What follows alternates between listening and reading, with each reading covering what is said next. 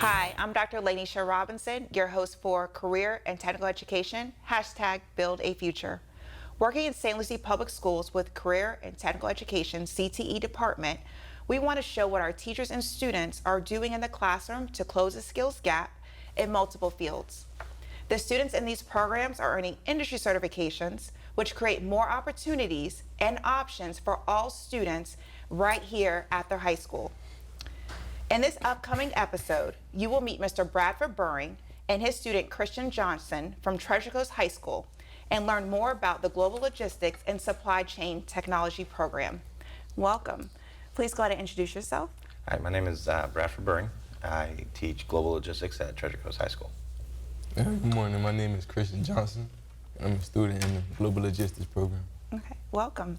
So, Mr. Bradford, can you please explain what exactly is Global Logistics and also how does it apply to your students at Treasure Coast High School? So Global Logistics is the process of moving items or products or services around the globe or locally. It's a very large field to really think about, but the students are learning. We really focus on warehouse operations in our classroom, and we do touch on supply chain and a lot of the other topics that come with global logistics. But we also work on soft skill, those skills that the students are going to need when they go out and look for a job. Okay, and now how many years have you all been in existence at Treasure Coast High School? This is my second year teaching now. Okay, and it's also the second year of the program as well? Yes. Okay, so the program is fairly new. Yes, it is fairly new. All right, now how many courses are included with Global Logistics? So Global Logistics, actually, the certification is broken up into two different parts. There's the Certified Logistics Associate and the Certified Logistics Technician. Both are about 9 modules each, and once they complete both those modules, then they actually earn their Certified Logistics Technician certification. Okay, that's amazing. So with you having all of this knowledge, obviously you have to have came from industry. Can you explain what exactly is your working experience for being able to teach global logistics? So I was in the Army for 14 years as a 92 Yankee, which is a supply specialist. I controlled basically the equipment, accountability of the equipment, ensured that for deployments, those items were shipped out in the containers. Everything was accounted for. We, once they arrived into the country, for example, I deployed to Iraq for the invasion of Iraq and then 2 other deployments there. So we shipped everything to Kuwait. We went to the ports, got the containers, escorted our transportation from the port to the base, accounted for the items. So we like to say 92 Yankees, nobody eats without us, nobody shoots, you don't have anything without us kind of thing. And then after that, after my service, I worked, warehouse, I worked in the shipping department, and then my last employment, I was working fleet management. Okay, that's amazing. So you're bringing a lot of experience for your students. Do you feel like, Christian, as a student in the Global Logistics program, do you feel like you're learning from the best? Because obviously your teacher's coming from experience, not just that, but it has a military background as well. So what does that mean for you as a student? Well, as a student, like, with him having all that knowledge, we get to intake it and learn from it, and we can apply it with like the work that we do. And with transport and how he kind of worked in that field. When we're learning about it, he can give us a little background or the other things we could do to better work with that. Okay.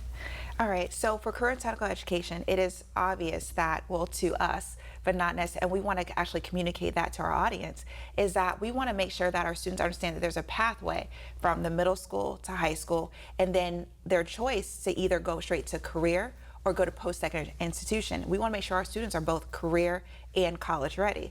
So how are you all doing this? How are you marketing your program, especially to our middle school students? So for this year, we have set up with the district where we're going to do a virtual tour so that all the middle schools can actually see the classroom.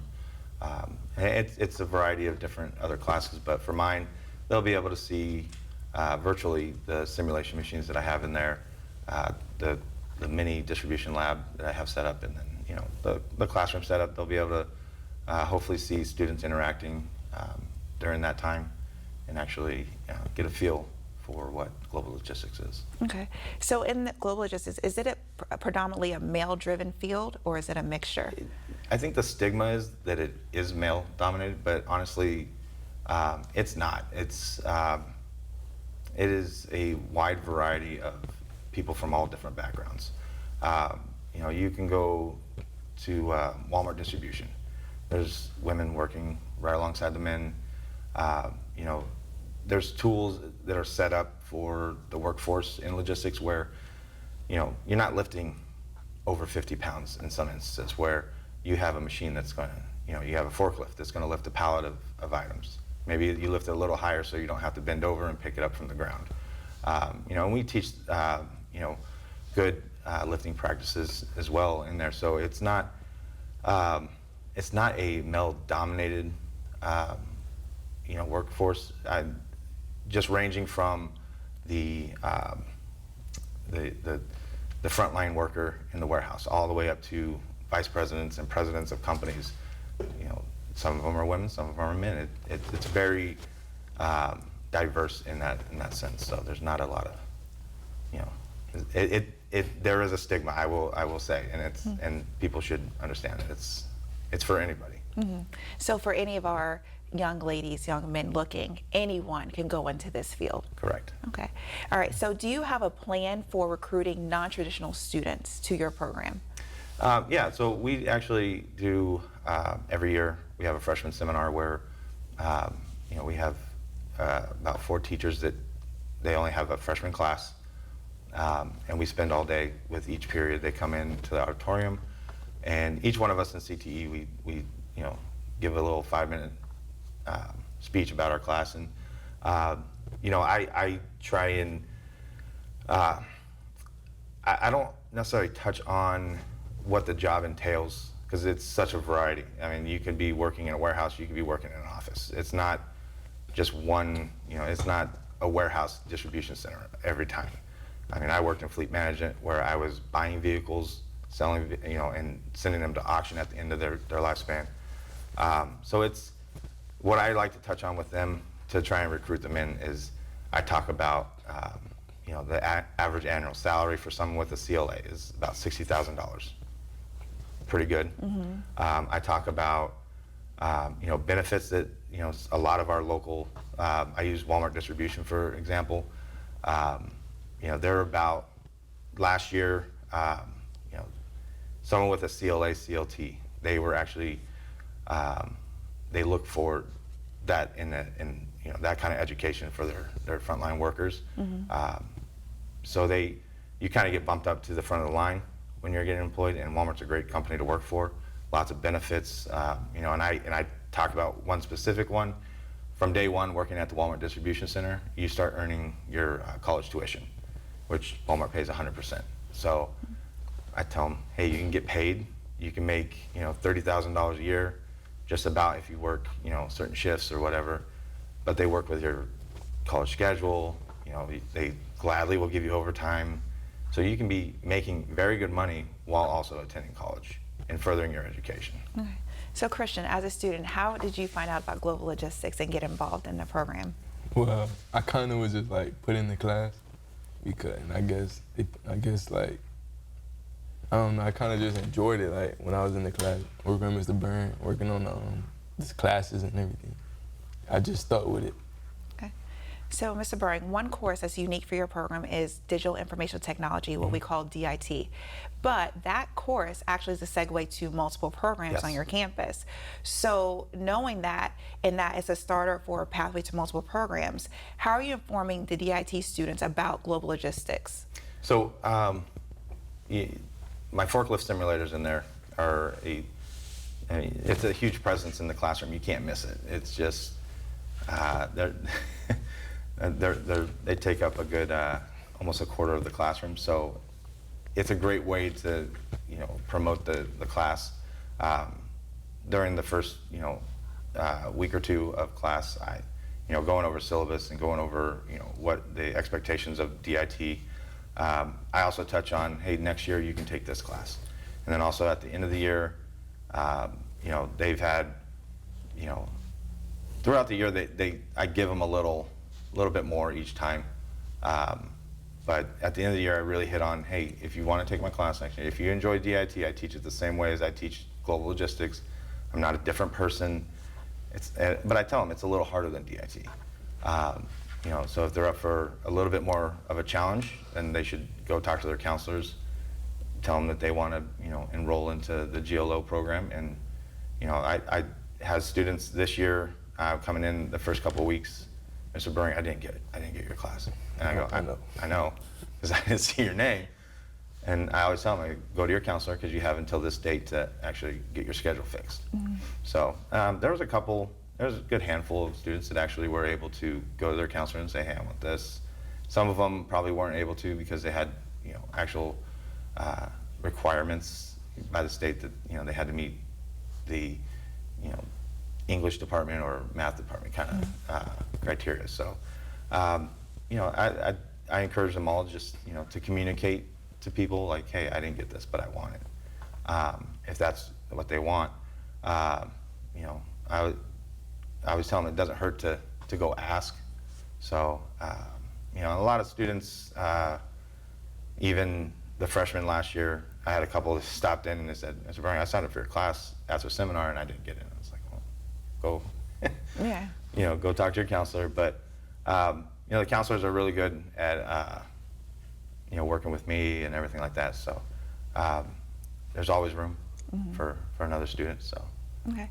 Well, that speaks volumes for you as well, because basically you're teaching your students to advocate for themselves, which is something that we want. That's one of those skills that you're actually driving into those students. It's like, if you want something, what do? You need to go to the next step to get it, right? Exactly. Now, I saw Christian was nodding his head when you were speaking about that. Is that something similar where you actually had to advocate for yourself? Because you originally stated that, your school counselor placed you in the course, you know what I mean? Because you weren't sure what program you wanted as well, correct? Yeah. But then, tell us about that, because I know we spoke, but. All right, so like last year, when I got to school, I was in this class. I partaked in the class, did the assignments, and I enjoyed it, and I enjoyed Mr. Buring teaching. So, and I applied last year. I told him last year, can I get the class again? But when I got to school, I'm like, I ain't get the class, so I went to Mr. Buring. I'm like, what's going on? Like, I asked to get the class, and he was like, oh, go talk to your counselor. So I went and talked to my counselor, and then she placed me in the class the same day.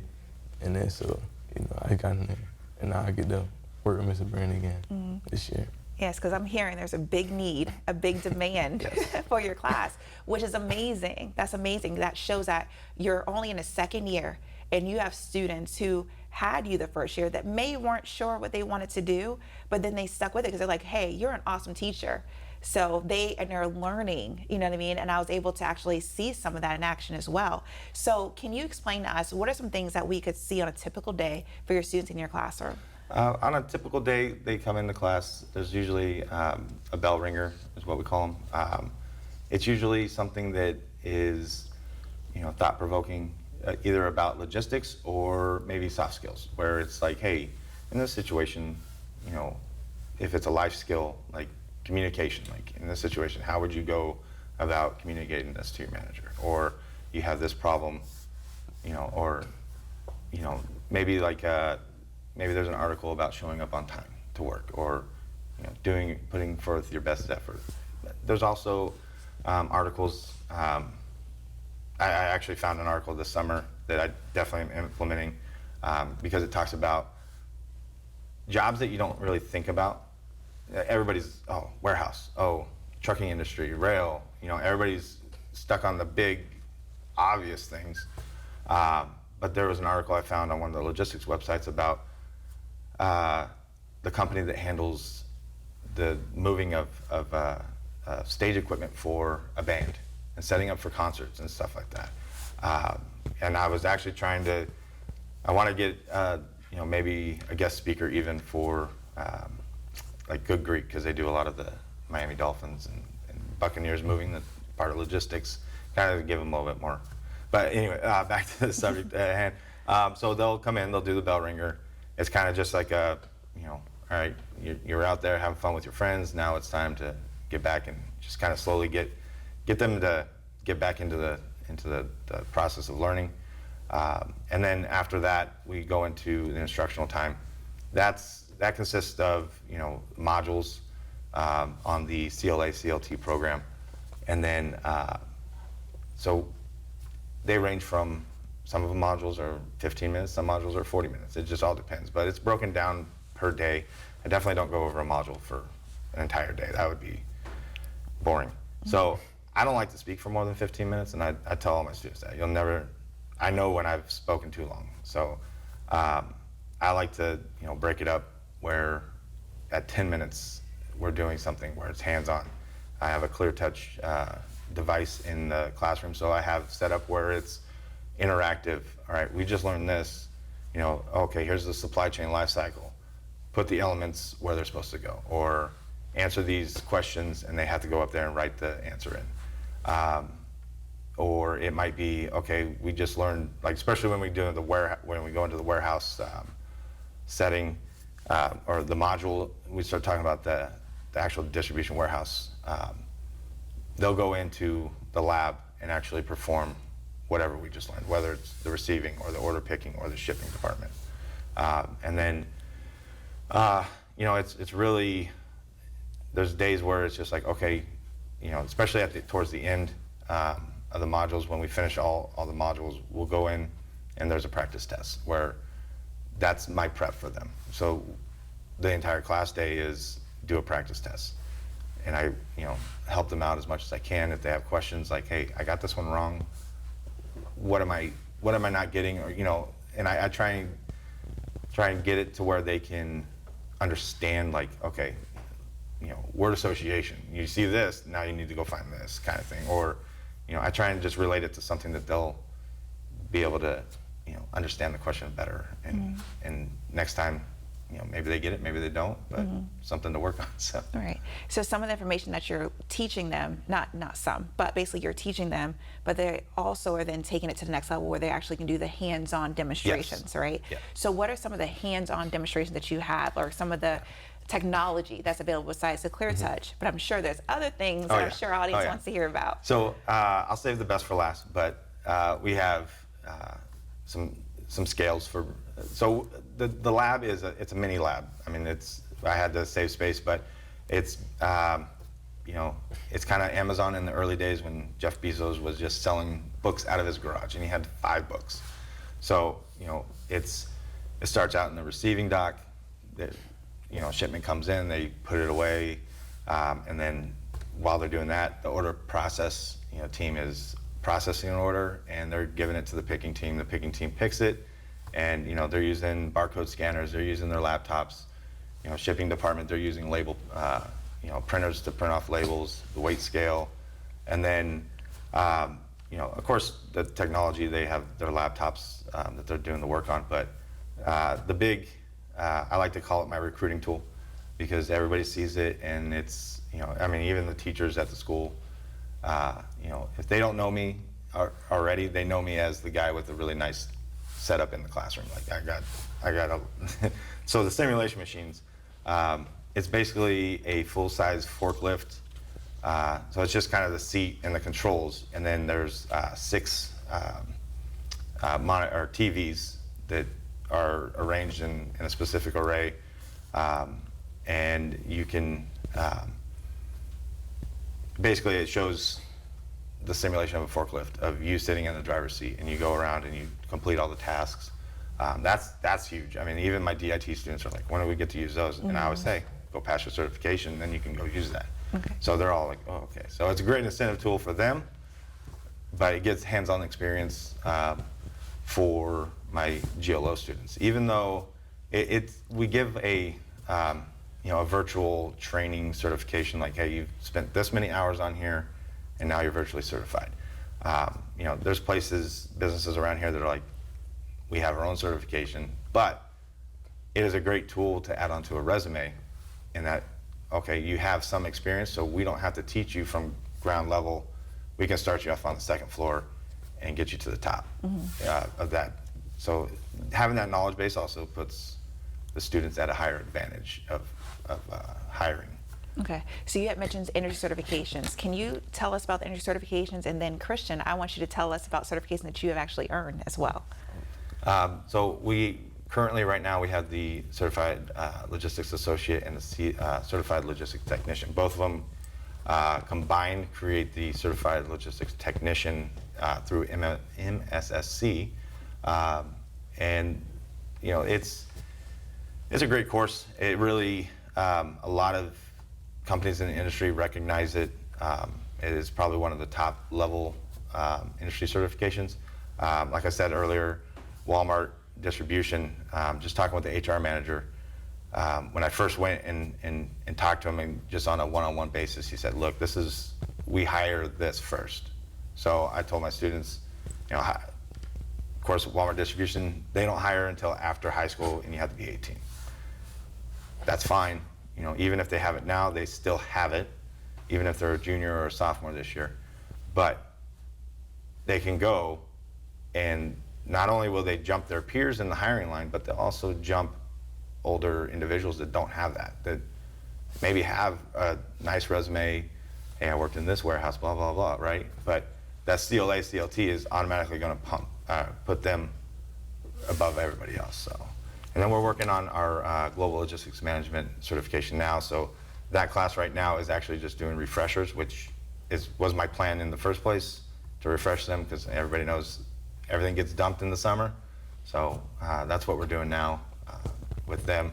But we're looking forward to possibly going with a certification program from ASCM and focusing more on supply chain management and acquisition. Okay, so these students are earning industry certifications, and which will also, so you have actually earned industry certification that you actually can use if you decide once you graduate from high school, you can decide, hey, I want to go work and I can earn a decent living, like you had mentioned earlier on, that these students are actually making a decent livable salary. So can you explain what you've actually earned and what are your plans for your future? Yes, ma'am. I earned my CLA, and I'm currently working on earning my CLT. Like you said, with having both of the certifications, I can go and work in the warehouse facility like when I graduate while doing college, and my college be paid for. Cause I plan on going into finances, and like my grandma, she also she helping me out with it. Like she just put me on with a financial representative. So I'm like trying to get in that career path, and like with being my college being paid for, it can make everything easier, less headache, less problems while I'm still making money as I'm going to college. So I can support myself. Right, so it's a full circle. Students are earning their industry certification. Like Christian mentioned, he wants to actually take it to the next level where he's going to be working using industry certification while he's attending college. And then basically going to be taking over financial side of things and be able to move up. All right, so those are great opportunities for your students. Now you also offer pre-apprenticeship, right? Yes. For your students. If you can just explain briefly what exactly is an apprenticeship, but then how does it apply to your students for the pre-apprenticeship side? So this is actually our first year that we're actually incorporating this in. So I had a great outcome from parents signing the apprenticeship, pre-apprenticeship paperwork for the state.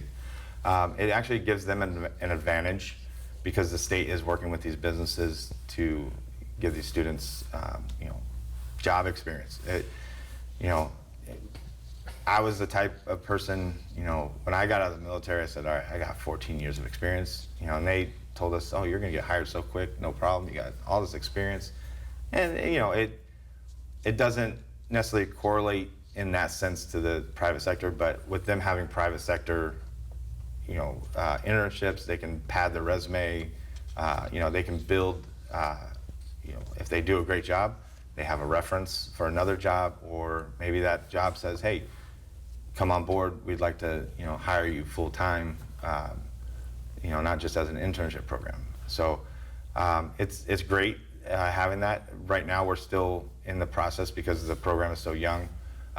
We're still working on building partners that will work with us and take these students on, you know, for the internship. And you know, so we're always looking for business partners. So if anybody's out there that wants that sees this and they want, you know, these high schoolers to come in and do an internship, I promise you they're going to do a great job. They're great kids. You know, I would probably give every single one of them a reference if they needed me to, but you know, it's great to have them earn a skill and actually go out there and do it and learn, you know, the real world situations. I can teach that all day. However, when you get in there and we don't have this, all right, we got to figure something out. You know, I use examples from my life, from, you know, my dad. He sells honeydews for the company he works for.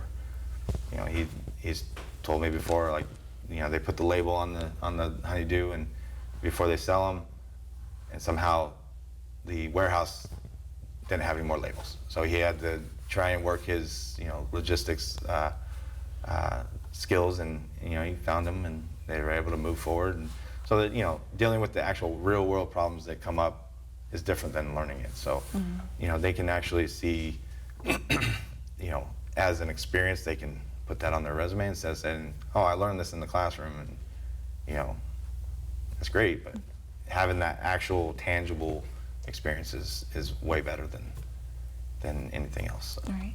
Now, with with global logistics, is there a demand for, especially within our area, just our region alone, St. Lucie County, our county, is there a demand, or is it, are more industries or businesses moving this way? Oh yeah, there's a huge demand. I mean, Walmart Distribution alone has been here for 25 years. They've been a great business partner for the community. We've had Amazon move in over here in Traditions. Cheney Brothers is, I just drove past the warehouse they have, or the distribution center this morning. It's looking great. There's signs up. So there's a lot of different logistics. It's really becoming a distribution hub here in Port St. Lucie. So there's lots of opportunity. All right. So are there any, as we prepare to wrap up, is there anything that you would like to add, any final say or points about your program that weren't highlighted? I think it's just that, you know, if students are interested in my program, they should definitely contact us. You know, they can go through the school. If they have, you know, if they're students of the school, they can easily find me. Just search my last name. I'm the only teacher with the last name, so they can freely contact me. Just let me know, hey, I'm from this school. I'm interested in this, and I'll gladly, you know, explain it to them over Teams, or, you know, maybe their parents, you know, can contact me and they can do it that way too. I have no problem talking about it to other students or anybody that's interested. So I think it's just, it comes down to, I never like to sugarcoat anything for my students. It's hard work. It's not, you know, sitting at a desk and, you know, AC all day. It is hard work. You work your way up, but as you work your way up, you earn a lot more money. So I'd just say it's for anybody, and anybody should try it at least once. Okay. And then also for further information, they can go to St. Lucie Public Schools website, where they can also look at the Career and Technical Education Department site, and they'll have information there. But also Charter Oak High School offers this site. So for any of our listening audience, they can also view the information there. So thank you. I'm Lanisha Robinson, and this is Career and Technical Education, #Build a Future. I encourage you to view our St. Lucie Public Schools Career and Technical Education page. In Career and Technical Education, we are merging the post-secondary and career pathway for all of our students. We are building a future and continuing to close the skills gap. On behalf of the station's team, I'd like to thank you for joining us today.